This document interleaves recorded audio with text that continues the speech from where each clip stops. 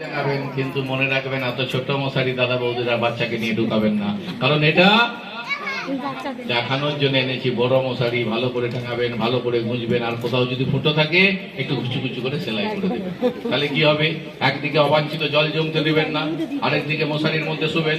দেখবেন এই আপনার পৌর এলাকার মশারা রাত্রিরে মিটিং করছে, ওরে এই এলাকায় থেকে কিছু লাভ নেই, কাউকে বিদায়ব, সব মশারির মধ্যে শুয়ে আছে, আর একটু ডিম পারবো, সব জল ওরা নষ্ট করে। তাই বলি ছেড়ে দিন ওটা।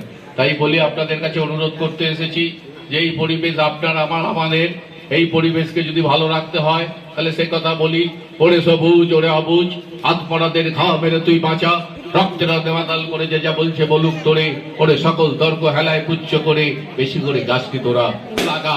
আর গাছ যদি লাগাই, আমাদের জীবন এই ফুলের মতন সুন্দর থাকবে। আপনারা সুস্থ থাকুন, সুন্দর থাকুন, পলিউশন মুক্ত থাকুন।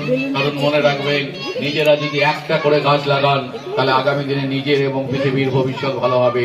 তাই এই কথাটা বলে আপনাদের সবাইকে অভিনন্দন, ধন্যবাদ জানাই। এই গরমে আমাদের দিদিরা এত মানুষ জোড়া করেছে, আমি স্বাস্থ্য ভবনে এক্ষুনি ছবি পাঠাবো, আপনাদের পৌর এলাকাতেও ছবি পাঠাচ্ছি, সবাই খুশি হবে।